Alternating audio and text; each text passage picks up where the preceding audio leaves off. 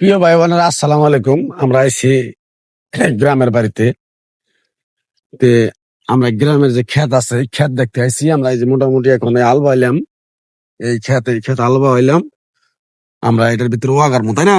হ্যাঁ, এক ধান আমরা কাটা হয়েছে আর ওয়াগারমু। এক ধান কাটা তারপরে হয়েছে। আমাদের যে গ্রামের যে ময় মুরব্বী আছে, তারা এই দেখেন এই সিম গাছ গাছছে। তারপরে এটার ভিতরে এই যে আমাদের শাক ক্ষেত। আপনারা কেউ বলেন শাক ক্ষেত, কেউ বলেন হলো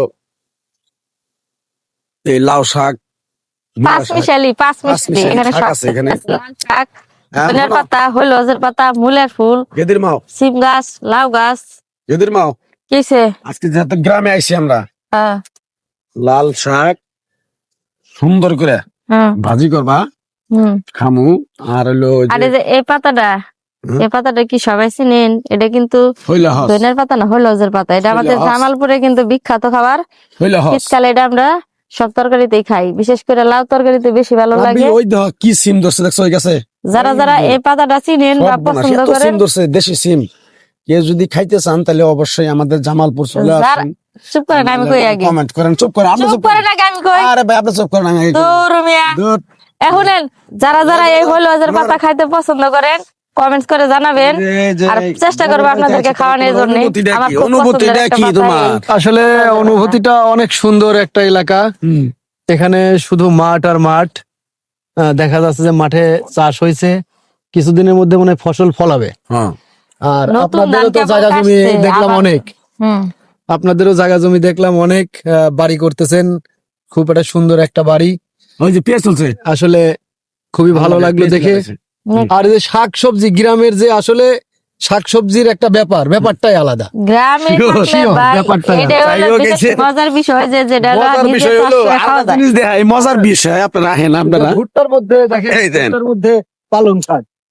একটা ভুট্টা অবিশ্বাস্য জিনিস। গাড়া হয়েছে, ভুট্টার ফাঁকে ফাঁকে আমরা পালং পালং শাক শাক এনে বোনা দিচ্ছি। হয়েছে। মানে এক হাতে দুই মাছ ধরে ওরকম মানে বিষয় এক হাতেই দুই মাছ ধরছি আমরা, এমন একটা পরিবেশ। মানে এমন এক সময় আসবে যে এক খাতেই এক ফসলে এক সময় বর্তমানে আমাদের এই চারটা জামালপুরে করা মানে সম্ভব। আমাদের এলাকাতে দেখি ভুট্টা চাষটা বেশি হয়। আর আপনার এটা ভুট্টার মধ্যে এই যে শাক বুনছে। হ্যাঁ। না, এটা একটা সুন্দর একটা জিনিস হয়েছে, কিন্তু হ্যাঁ, শাকটাও শেষ হবে, তো ভুট্টাও বড় এই যে হবে। একটা জিনিস গাড়ছে আংরে, নানি নানি একটা জিনিস গাড়ে মারা গেছে উনি। এই যে দেখতে পাচ্ছেন সিম গাছটা, আমার নানি মারা গেছে আজ 3 মাস হইলো। তো সিমের বয়স হইলো 4 মাস গাছের। তা আমার নানির জন্য সবাই একটু দোয়া করবেন। আমাদের গ্রামে ময় মুরব্বী থাকলে যেমন শাক সবজি কিনে খাওয়া লাগে না, পালং শাক, পালং শাক। তে অবশ্যই আমার নানির নিকে এলো দোয়া করবেন। আমার নানি যেন আল্লাহ যেন তারা ভেস্তে নসিব করে। নানি কি করে না, এই তোমার কি অনুভূতিটা কি? আমারও অনুভূতি ওইটাই যে নানিকে যেন আল্লাহ পাক বেহেশতবাসী করেন। সবার কাছে এই দোয়াটাই করি। আসলে গ্রামের একটা আবহাওয়া কিন্তু আলাদা, না গুরু? তা তো অবশ্যই, গ্রামের সাথে কি আর শহরে তো আমরা 4 দেওয়ালের মাঝখানে থাকি। মাঝখানে বন্দি আমরা থাকি। থাকি এমন এক বন্দিখানায়, পরিবেশে আর এটা থাকি হলো আমরা, গ্রাম। মুক্ত হাওয়ার বাতাস যে একটা গায়ে লাগা। যেদিকে তাকাবেন ওইদিকে সবুজ ফসল। আর আসলে যে সরিষার চাষটা এবার কম হয়েছে আমাদের এখানে। প্রিয় ভাই বোনেরা, দূরে কলিজার বোনেরা, আমার ভাইয়েরা, আপনারা আসেন একটা জিনিস আপনাকে দেখাই। এই যে জিনিসটা দেখেন কিভাবে আমরা ওষুন, এই দেখেন কিভাবে রসুন চাষ করছে। চাষ করছি। এই ওষুন কিন্তু আমরা ঢাকা শহরে থাকি কিন্তু কিনা খাই না, গ্রাম থেকে সব জিনিস পাঠায়।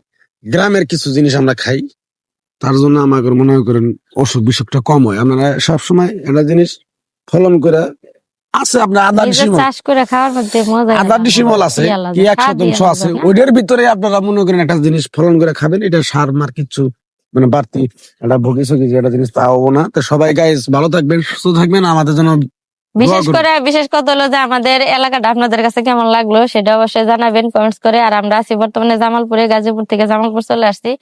আমাদের বাড়ির কাজ চলতেছে, আর পাশাপাশি এই যে আমাদের এলাকাটা যে ফসলগুলা হয় আপনাদেরকে মোটামুটি দেখালাম। বর্তমানে ধান কাটা হয়েছে, বন্ধু একবারে ফাঁকা। তো এই যে শাকসবজি একটু একটু করে আবাদ করছে এদিক দিয়ে, আর ওই দিক দিয়ে আবারও ধান আবাদ করবে। কারণ জামালপুরে দুই মৌসুমে খুব ভালো করে ধান আবাদ করা যায়। এটা অনেকেই জানে, অনেকেই জানে না। দেখি। তো সবাই ভালো থাকবেন, ভালো থাকবেন, ভিডিওটা একটু শেয়ার করে দিবেন, যে শেয়ার করে দিবেন তার জন্য ওষুন আর হলো এই সিম পাঠানো হবে। পাপার হয়ে দেবো।